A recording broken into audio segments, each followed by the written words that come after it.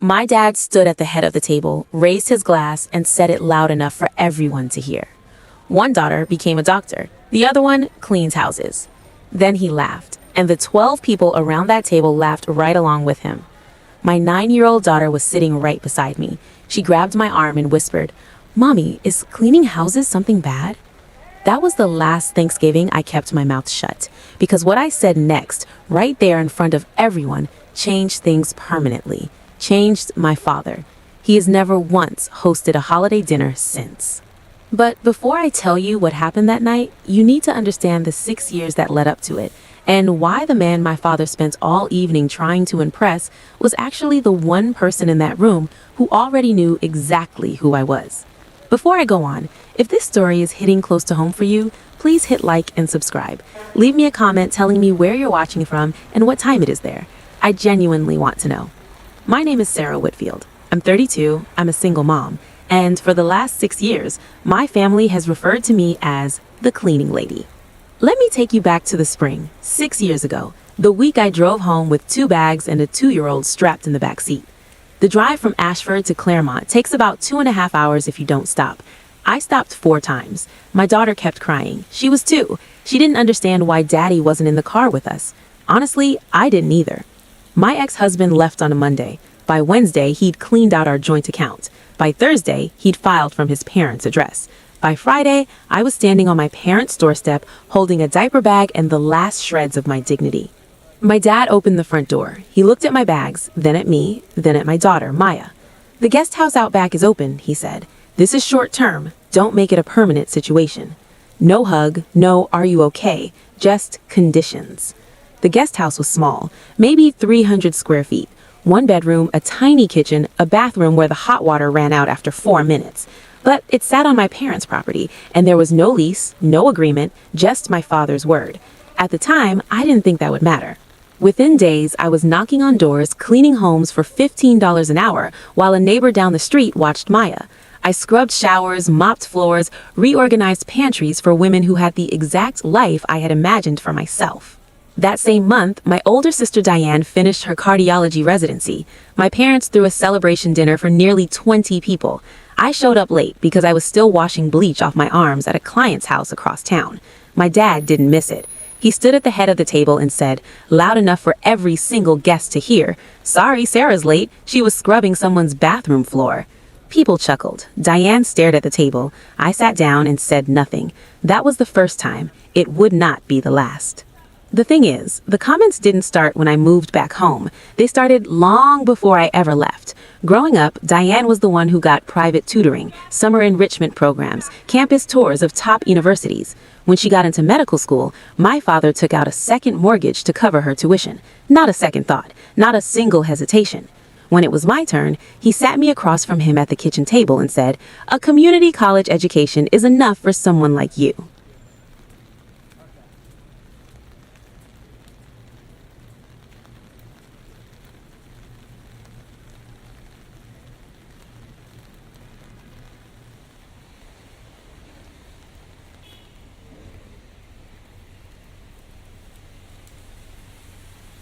Someone like you.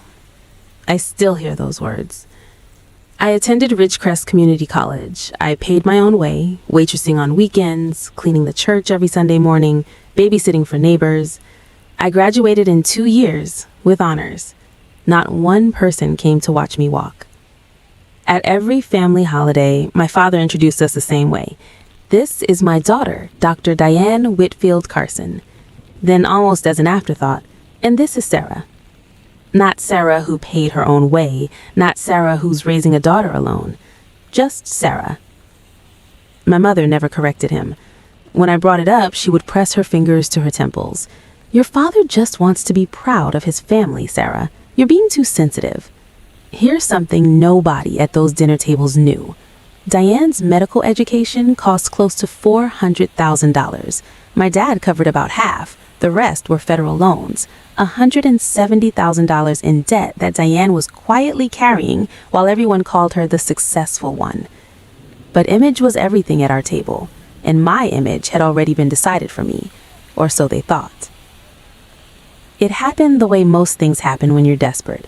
not through a plan, but through a pattern. By my second year back in Claremont, I had cleaned over 50 homes, and I started noticing something. The valley was full of vacation properties, big houses owned by people from the city who visited maybe 3 or 4 times a year. These houses needed more than someone to clean them. They needed actual managing, caretakers, repair schedules, turnovers between guests, someone who could let a plumber in at 6 in the morning and lock up after the caterers at midnight. Nobody was handling it well. I filed for an LLC, built a website at 1 in the morning while Maya slept, named the company Sycamore Property Services. It sounded more established than it was, which at that point was just me and a used laptop. I signed my first 2 property contracts that same month. I told my mother. I was excited. I said, "Mom, I just brought in my first real clients. I'm actually building something here." She nodded. "That's great, honey. Diane just got chosen to present at a conference in Chicago."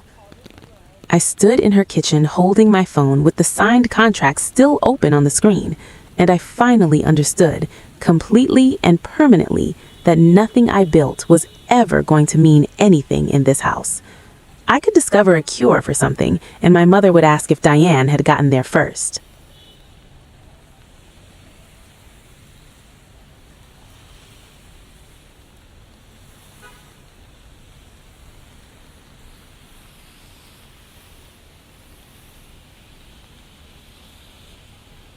That night, after Maya was asleep, my phone rang. Unknown number, local area code. "Hi," said the voice. "I'm Lenora. I'm your father's older sister. I think we should talk."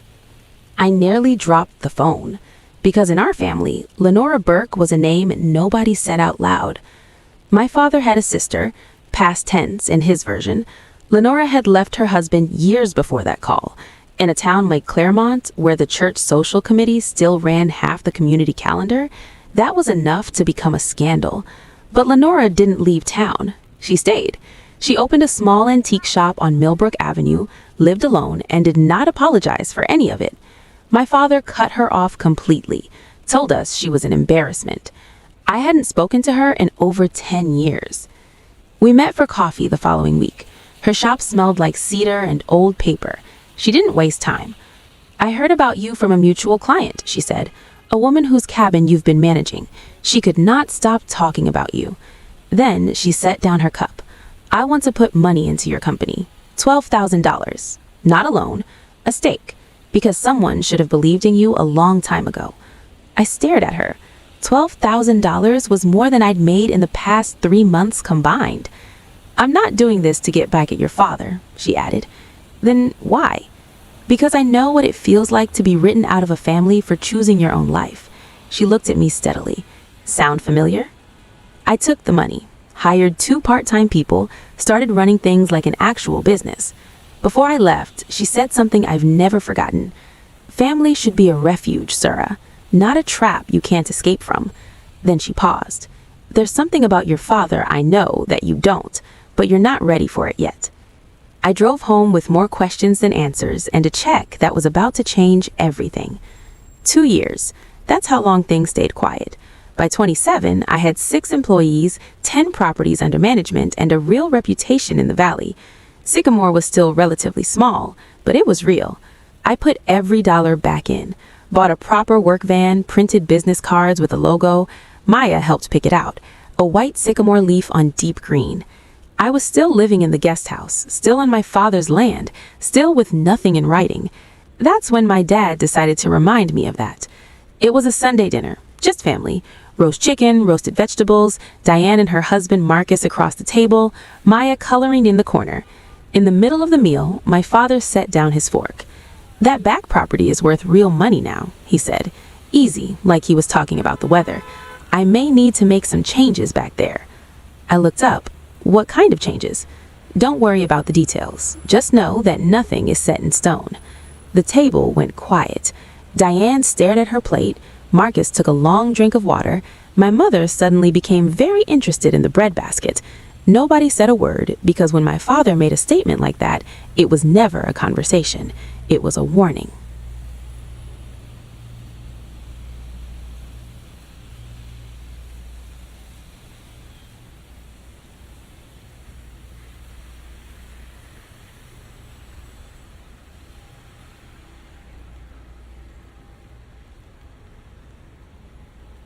That night, my mother called me. Her voice was tight. "Someone came to walk the property last week," she said. "A developer." My stomach fell. "What developer?" "I don't know the details. Your father manages those things." A pause. "It's probably nothing. I shouldn't have said anything." She hung up. I sat on the edge of the bed in that small guest house on land I didn't own and felt everything beneath me shift. I started looking for a rental, something near Maya's school, something within my budget. The problem was the rental market in Claremont was tight.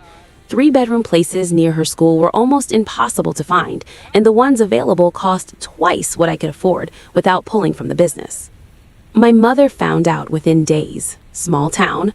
The realtor I contacted was her book club friend's daughter. She called me at 7:30 in the morning.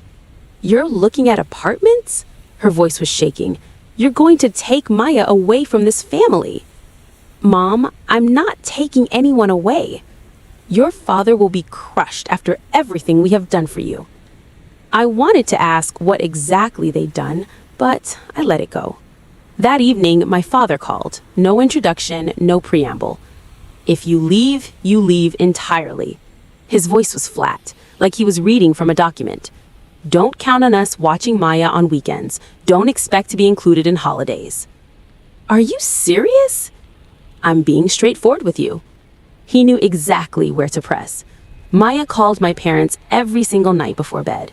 She drew pictures of my dad's vegetable garden. She counted the days between visits. Cutting that off wasn't something I could do to her, and he knew it. So I stopped looking. I wasn't staying out of weakness. I was staying because leaving at the wrong moment would have cost me everything I had built. In a town this size, my father was well known and well liked. If I walked out, he would tell the story his way. The ungrateful daughter who took their granddaughter and disappeared. That version would reach every potential client within 20 miles before I finished packing. I needed to leave from a position of strength. That moment wasn't here yet, but it was getting closer.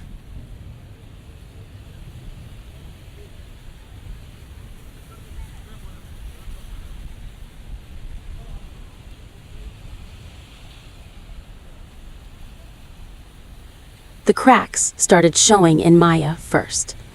Her teacher called me in on a Tuesday, a kind woman, 15 years in 3rd grade. "Maya has been withdrawing at recess," she said. The other kids asked what her mom does for work. Maya didn't answer. She just shrugged and looked away. I sat in that small plastic chair and felt something inside me crack. My daughter, 9 years old, already learning to feel ashamed of me. That night, I tucked her in, and she asked quietly, "Mommy, do you actually like your job?" "I love my job, baby." "Then why does Grandpa always make that face when he talks about it?" I kissed her forehead and turned off the light. Then I went to the kitchen, sat down, and stared at the wall for a long time. This wasn't about me anymore. My father's comments, his little performances at every holiday, they were working their way into my daughter's thinking. She was 9 years old, and she was already learning that her mother was something to be embarrassed by. That same week, an opportunity came through my inbox, a new luxury development in the valley. 14 vacation properties. The developer was looking for a single management firm to run everything. Annual value, $320,000, enough to nearly double my revenue, enough to hire a full team, enough to leave the guest house for good. I called Lenora and told her about the contract and about Maya. She was quiet for a moment. Then she said, "Fear charges rent too, Sarah, and it never stops raising the rate." That night, I found the developer's number and I called it. 2 rings. A steady voice. "Marcus Belfield, Belfield Properties, what can I do for you?" I took a breath and I pitched. Marcus Belfield didn't say yes on the first call. He said, "Send me your portfolio." So I did. Every property photo, every client reference, every maintenance log I had ever filed, formatted like a woman who had something to prove, because I did. 3 days later, he called back. "I reached out to some people in the valley," he said. 3 separate property owners told me the same thing. If you want it handled properly, you call Sycamore. We met at his office the following week. I wore the one blazer I owned. He shook my hand, looked me straight in the eyes, and said, "You're the real deal, Sarah. Let's get started." I signed a 2-year management contract for the first phase of his development, 3 properties. Just like that, Sycamore grew from a one-van operation into something with real structure. I hired 4 new staff that same month.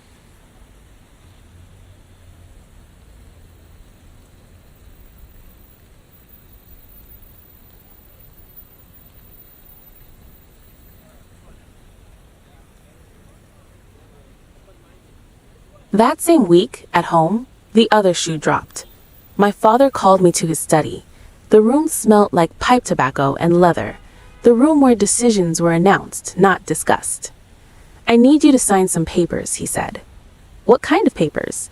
"An agreement that you'll vacate the guest house by March. That's 4 months." I looked at the document on his desk, professional letterhead, legal language, a move-out date printed in bold, and at the bottom, the name of a commercial real estate law firm. Someone was buying this property. "I'm not signing this tonight," I said. "I'll review it first." I walked out. My hands were steady, my chest was not. My mother's approach was always softer. That was what made it harder. She invited me for tea the next morning. The kitchen smelled like chamomile. She had set out the good cups, a gesture meant to make the conversation feel gentler than it was. "Your father is under a lot of pressure," she began. "His finances haven't been in great shape. He needs to move forward with the sale." "Why didn't he just come talk to me?" "We are talking. You just aren't cooperating." I set down my cup. "You're asking me to pack up and move my daughter out of the only stable home she's known in 4 months while telling me as little as possible and calling that a conversation." Her expression changed. The warmth thinned out. "Diane would never make this difficult." "Diane doesn't live in a guest house on Dad's property." "Exactly." She looked right at me. "Because Diane built a real life for herself." I stood up. I walked to the door. I closed it quietly, which somehow felt louder than slamming it. That night, sitting on the guest house steps while Maya slept, my phone buzzed. A text from a number I hadn't seen in over a year. "Diane, can we talk? Just us?" I stared at the screen. My sister had not reached out in more than a year. Not for my birthday, not for Maya's, not for anything. Now, suddenly, she wanted to talk privately.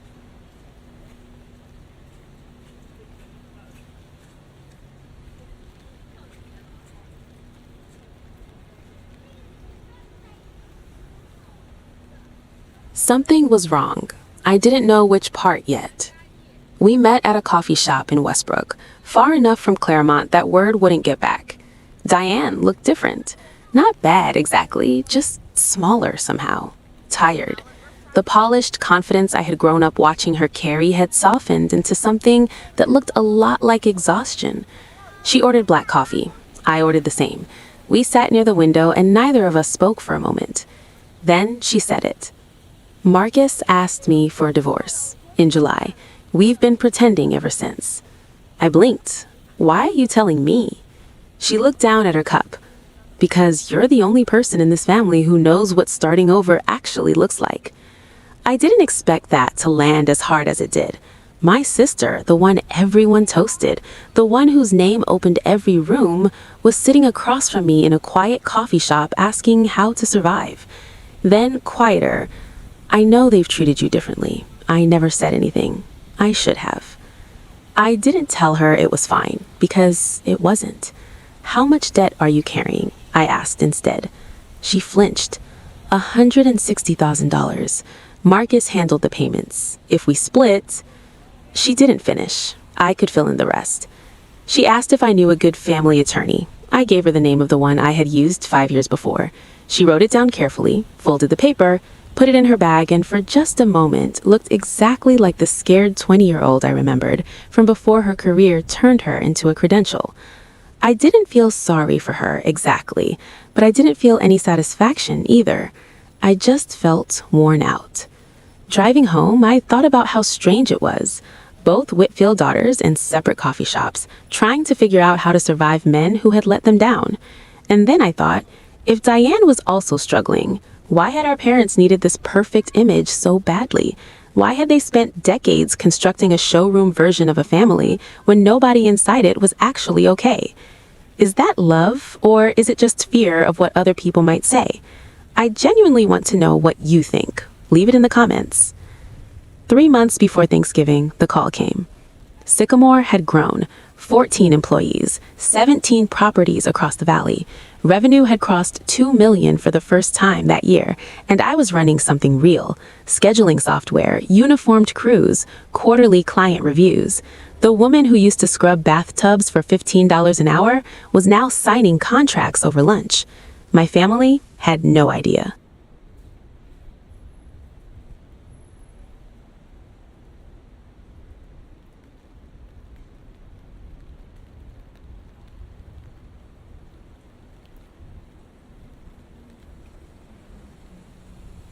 To them, I was still just Sarah, the one who cleans houses. Then a reporter called. "Hi, Miss Whitfield. I'm with the Blue Ridge Business Journal. We're doing a feature on local entrepreneurs under 40. Your name came up from 3 separate referrals." 3 people had put my name forward, not through my father, not through any family connection, just me. I agreed to the interview with one request. Please don't focus on my personal life or family background. The story is about the business. The reporter, a woman named Bridget, spent 2 hours with me at one of the properties I managed. She photographed the crew working. She asked about revenue, growth, client retention. She spoke to me like the business owner I was. "This issue comes out the week of Thanksgiving," she said as she was leaving. Thanksgiving. The timing felt almost intentional. I didn't tell my parents. I didn't tell Diane. The only person I told was Lenora, who laughed when she heard. A warm, delighted laugh. "Well," she said, "that's going to make for quite a holiday." For the first time in 6 years, someone was asking about my work like it was a success story, not a punchline. And I held that feeling quietly, tucked it into my chest like a small flame in a dark room, waiting. 2 weeks before Thanksgiving, I was in the main house kitchen helping my mother go through her guest list when my father walked in carrying his phone like it was a trophy. "Guess who was coming to Thanksgiving?" he said. My mother looked up. "Who?" "Marcus Belfield." He said the name like he was announcing someone famous. Marcus Belfield, founder of Belfield Properties, the largest residential developer in the valley. My father had been circling Marcus for months, trying to finalize the land sale. "This is my opening," he said. "Belfield at my table. Good dinner, good wine, good impression. The deal closes by New Year's." I stood at the counter holding a wooden spoon and felt the temperature drop inside me. Marcus Belfield, the man I had a standing call with every Tuesday morning, the man whose properties I had managed for 2 years, the man who had called me the most dependable operator in the region.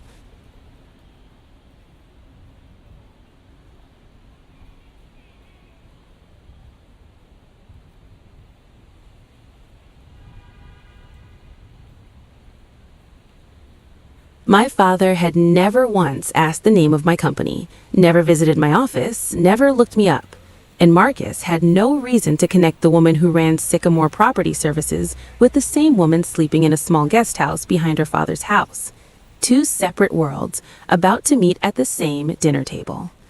I excused myself, walked back to the guest house, and called Lenora. "Marcus Belfield is coming to Thanksgiving," I told her. "My dad invited him to close the land deal." A long pause. Then she exhaled. "Well, this is going to be very interesting. What do I do?" "Nothing. You don't need to do a thing, Sarah. The truth finds its own way in." Then she added, almost to herself, "I have my own plans for that day." I didn't ask what she meant. Looking back, I probably should have. The Monday before Thanksgiving, my father called me to his study again. This time, the document was thicker, notarized, a formal vacate agreement with a printed deadline, March 1st. "Sign this before Thanksgiving," he said, standing behind his desk like a man who was used to being the last word in every conversation. "After that, I'm turning it over to the attorneys." I read it carefully, move-out terms, waiver of any claims to the property, and there, buried on the second page, the sale price, $420,000. I turned to the back page and saw the buyer's name, Belfield Properties.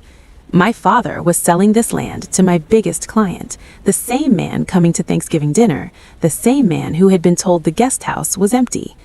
I looked at my father. He looked back, steady, like a man who had already won. "You told Marcus the guest house was vacant," I said. "Not a question. It will be, because you're leaving." "You're making a business decision," I said. "Exactly right." I set the papers down on his desk, didn't sign, didn't argue, walked to the door. "Sarah," his voice hardened, "don't turn this into something bigger than it needs to be." I turned the handle. "I'm not the one making this complicated, Dad." I walked to the guest house, sat on the floor, and called my accountant, then my lawyer, then Lenora.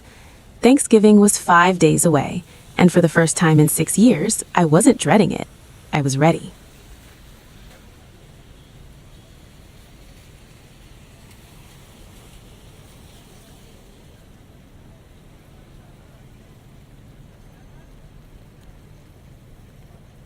Thanksgiving morning smelled like cinnamon and something roasting in the oven, and something else I couldn't name.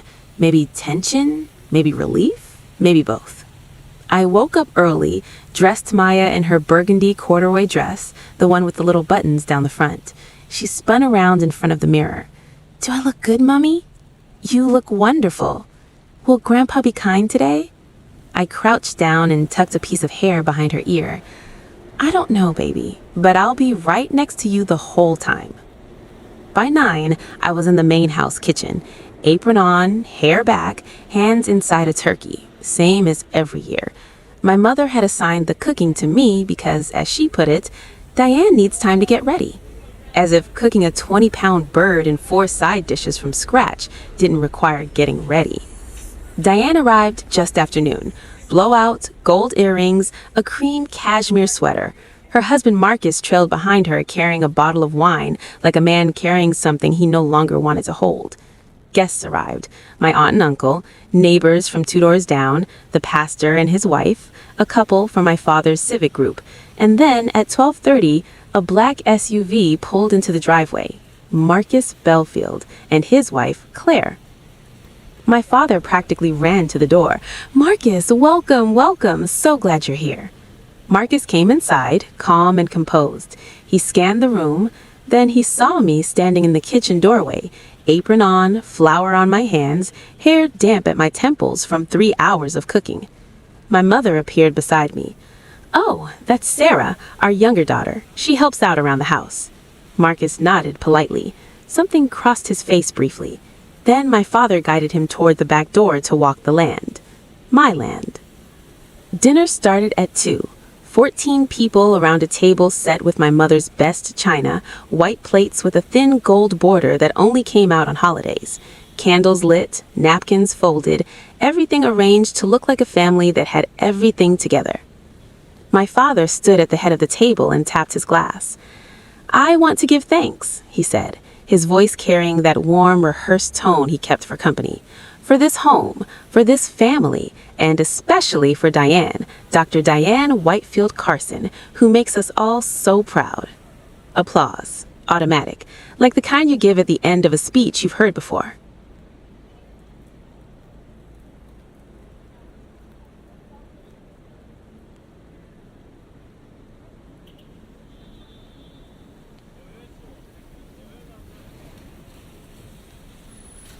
Diane smiled, tight, practiced. Beside her, Marcus stared at his plate. My father wasn't finished. "And, of course, Sarah." He paused, let the moment sit. "One daughter is a doctor, the other one cleans houses." He laughed, that easy, self-satisfied laugh. A few people joined in, my uncle, a couple others. The nervous kind of laughter that rushes in to fill silence when no one is sure what else to do. Most of the table went quiet. The pastor looked down at his napkin. His wife pressed her lips together. Claire Belfield shifted in her seat. Marcus, 3 chairs to my right, did not laugh. He looked at my father. Then he looked at me. Under the table, Maya's hand found mine. Her fingers were cold. I held them. Didn't speak, didn't move. But I felt Marcus watching me a beat longer than he should have. Like someone trying to remember where they've seen a face before. Like a puzzle piece that hasn't quite fallen into place yet. He hadn't connected it, not yet. But we still had the whole evening ahead of us. After the main course, after the turkey was carved and the sides were passed around and everyone had seconds, my mother stood up. She held her glass like she was accepting recognition at an award ceremony. "I just want to add my own little toast," she said. Her voice was soft and warm, the way it was whenever there was an audience. "To Diane, the light of this family, we are so incredibly blessed." She didn't say my name. She didn't look at me. She didn't mention Maya. The table murmured its approval. More clinking, more warm smiles directed at Diane, who by this point looked like she wanted to slide under the table.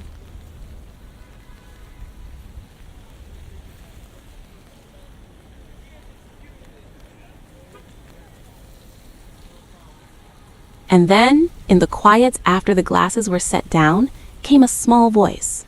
"Mommy." Maya, sitting right next to me, her eyes wide and confused and filling up. "Mommy, why does Grandpa say you only clean houses? Is that bad?" 9 years old, asking out loud in front of 14 people whether her mother was something to be ashamed of. The table froze. Every fork stopped moving. My mother recovered first. "Maya, sweetheart, Grandpa was just being funny." Maya looked at her, but nobody laughed. Silence, the kind that has actual weight. I looked at my daughter, this small, brave, honest person who had just said out loud what every adult in the room had been too careful to say.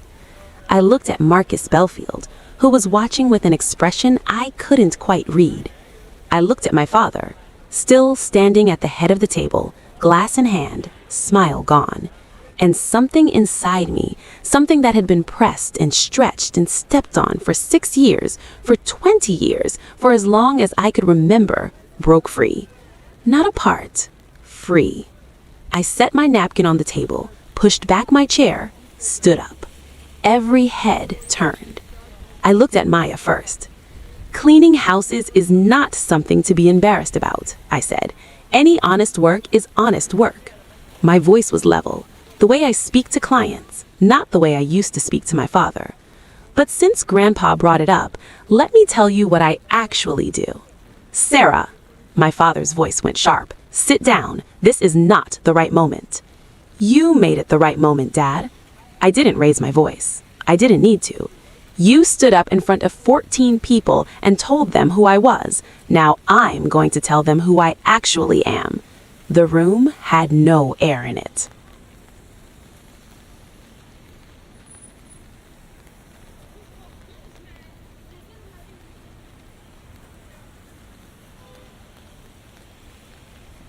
"I started by cleaning homes," I said, looking at Maya but speaking to everyone at that table. "That's true, and I am not ashamed of it, but I didn't stop there. I let one beat of silence pass. I built a company. It's called Sycamore Property Services. We manage 17 luxury properties across the valley. I have 14 full-time employees, and last year my revenue was $2.1 million. Nothing. No sound, no movement. Just 14 people recalculating everything they thought they knew about the woman who cooked their dinner. My father's face. I will never forget it. The color drained out of his cheeks like someone had opened a drain. His mouth opened, closed, opened again. "Sarah," my mother said, "why are you doing this right now?" "I'm not making a scene, Mom. I'm finishing Dad's toast." Then, from the far end of the table, I heard a glass being set down, slowly, deliberately. Marcus Belfield was looking at me, not with surprise, with recognition, the kind that comes when the last tumbler in a lock finally clicks into place. He stood up, unhurried, the way a man stands when something important needs to be said, and he's not the type to make it a production. "Sarah Whitfield," he said, "you're the owner of Sycamore Property Services." Every eye in the room moved between us. "Yes, Mr. Belfield." He turned to look at my father. His expression had changed. The polite cordiality had given way to something harder and very clear. "Robert," he said, "you didn't tell me your daughter runs Sycamore." My father's mouth moved. Nothing came out.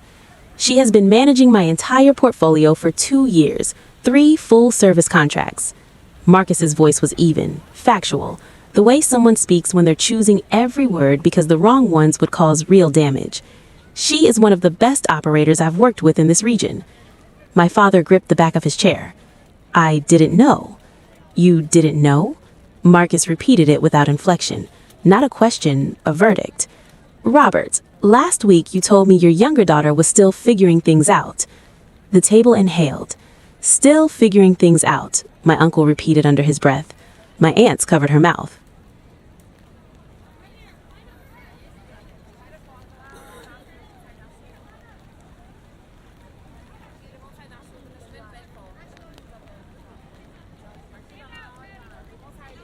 The pastor closed his eyes. My mother tried to salvage it. "We have always known Sarah was a hard worker." Marcus didn't look at her. He was still looking at my father. And my father was staring at the tablecloth like he could vanish into it. "You brought me to your home," Marcus said quietly. "You introduced your daughter to me as someone who cleans houses.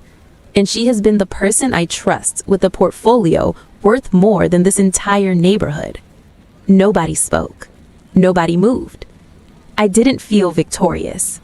I felt something stranger, like watching a wall fall down and realizing you'd been standing behind it your entire life without knowing. Maya tugged my hand. I looked down.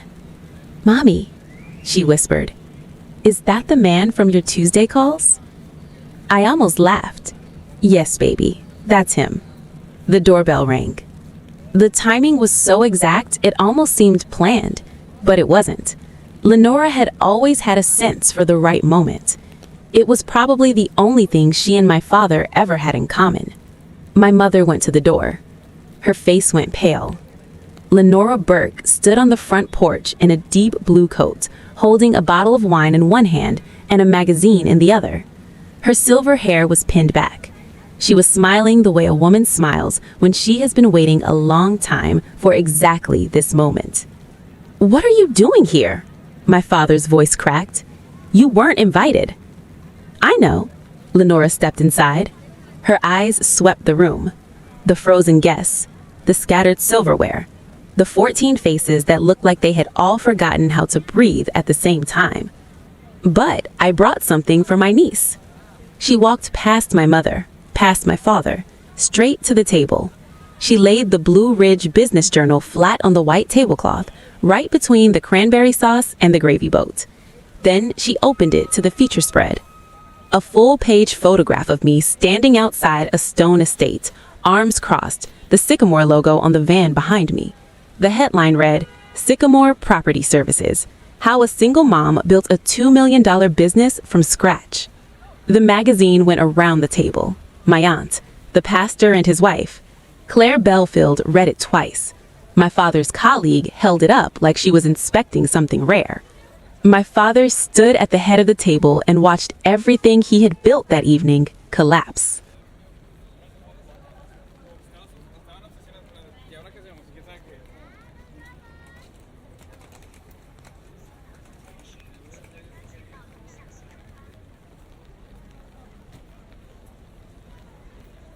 Lenora looked at her brother, not with cruelty, with something that looked more like grief.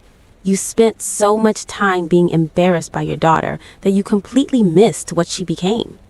My father said nothing. For perhaps the first time in his life, he had nothing to say. Marcus picked up the magazine, read the opening paragraph, set it down, then he turned to face my father with the expression of a man whose understanding of the situation had just completely shifted. "Robert," his voice was measured, "the land you're selling me, that's the land your daughter lives on?" My father's jaw tightened. "That's a private family matter." "Is your daughter being displaced because of our transaction?" Silence. But this silence had edges. I spoke. Not loudly, not with any heat, just clearly. "I saw the contract on his desk last week. He asked me to sign a vacate agreement before Thanksgiving. The sale price is $420,000, and he told you the guest house was empty." The table had broken into a dozen separate conversations. My aunt whispering to my uncle, the pastor's wife gripping his arm, the neighbors watching like they couldn't look away. And then from the quiet end of the table, Diane's husband, Marcus, spoke. His voice was rough, like he hadn't used it in days. "I'm sorry," he said, but none of this is right. None of it. Diane looked at him. Something passed between them. Not love, exactly, not forgiveness, but maybe the memory of why they had chosen each other in the first place. She reached under the table and took his hand. The room was in pieces, not from yelling, not from anything loud, just from the truth standing in the middle of a Thanksgiving table, refusing to sit back down. Marcus Belfield stood up. He buttoned his jacket slowly, deliberately, in a way that somehow communicated more than any speech could. "Robert, I'm going to have to pause our discussions about the property." His voice was professional, final.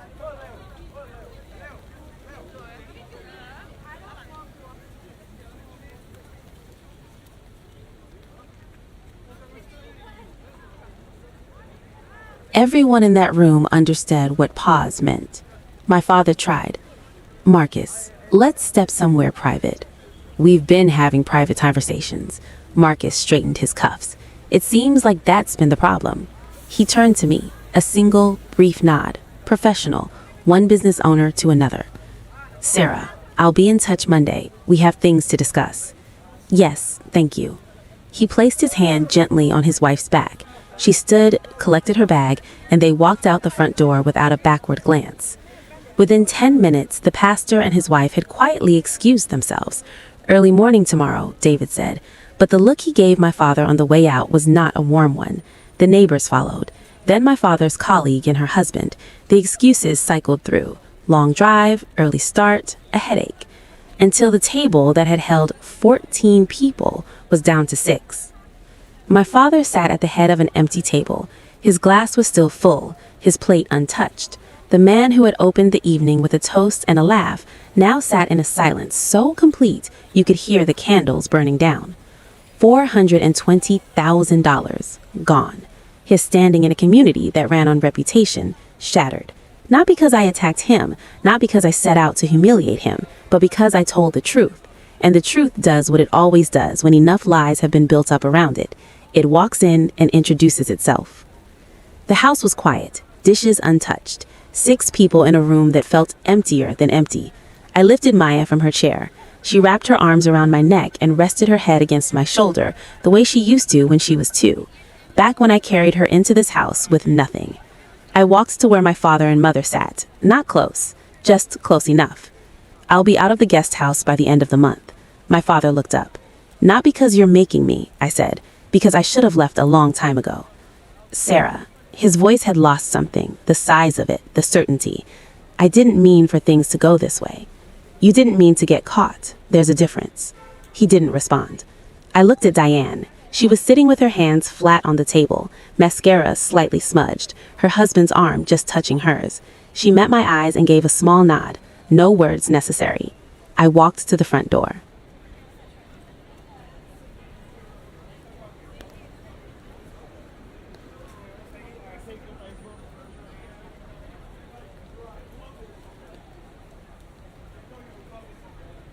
Lenora was on the porch. She hadn't come inside for the ending. She had waited out here, hands in her coat pockets, watching the November sky go dark. "My guest room has plenty of space," she said simply, "for both of you." Maya lifted her head and looked at her. "Are you the lady who sends me birthday cards?" Lenora smiled. "Every single year, sweetheart."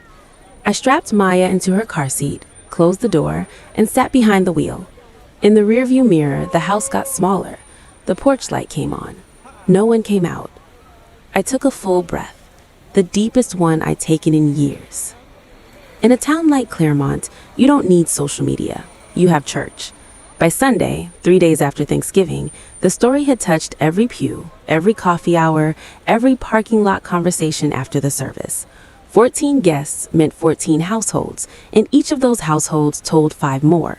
By the end of the week, everyone who had ever shaken my father's hand at a civic meeting knew what had happened at his dinner table. The fallout was specific. The pastor called my father directly. "I think it might be good for you to step back from the building committee for now, Robert. Focus on your family." Translation, don't show up. My mother's women's auxiliary group, the one that ran the annual holiday charity drive, let her know they were taking the leadership in a new direction. The woman who delivered that message told her hairdresser, who told me, "We need people who lift other women up, not the other way around." The Blue Ridge Business Journal hit newsstands that Wednesday, my photo on the secondary cover. Within a week, 4 property owners I had never approached reached out to Sycamore. Each one said the same thing when they called. I read the article. Maya's teacher stopped me at school pickup. "I saw it," she said, holding up the magazine. "I always suspected there was more to you than this town understood." At the grocery store, the gas station, the post office, people looked at me differently. Not with the polite condescension I'd grown used to, with something I didn't always know how to receive: respect. And my father, who had built his entire identity around being the most admired man on his street, stopped going to church, stopped going to his civic club, stopped answering his phone. The silence from that house was something I had never heard before.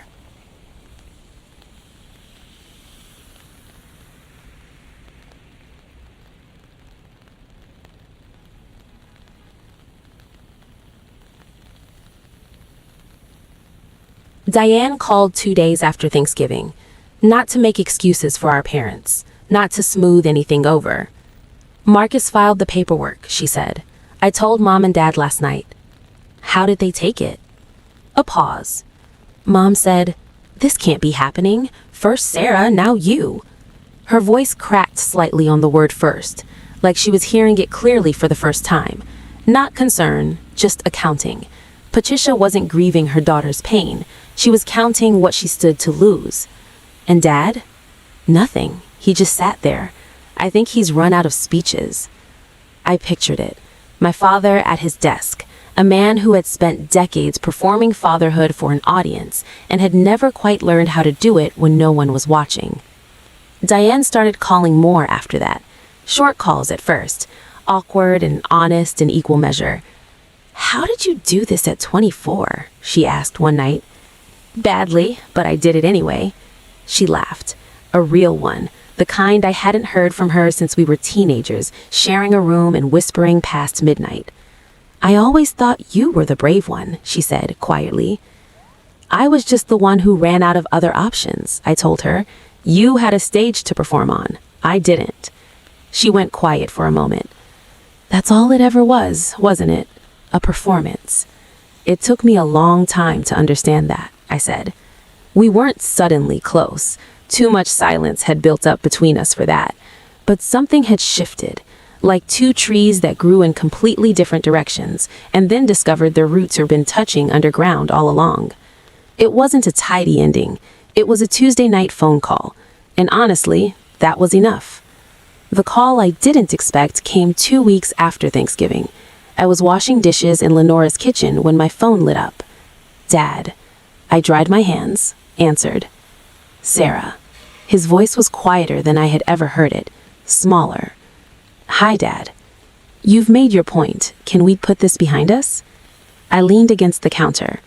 "Put what behind us, exactly?" "Thanksgiving." "That wasn't a moment, Dad. That was years. You stood up in front of 14 people and made your daughter into a punchline while she cooked your dinner in front of her child. That doesn't just get put behind us."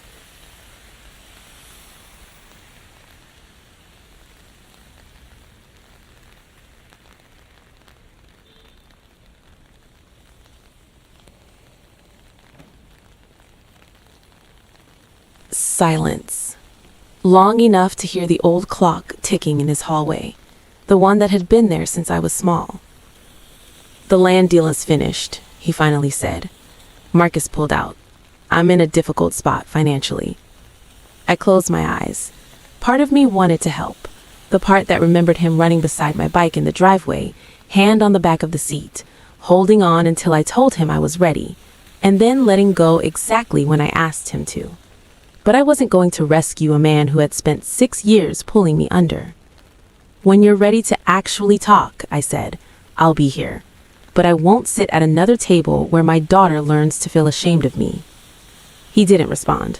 The call ended. I stood in Lenora's kitchen for a long time, phone in my hand. Then Maya came running through the hall chasing Lenora's cat, laughing at absolutely nothing. That sound was enough. It had to be. By mid-December, the new place was starting to feel like home. A 2-bedroom rental on Cedar Lane, 8 minutes from Maya's school, 10 from the Sycamore office.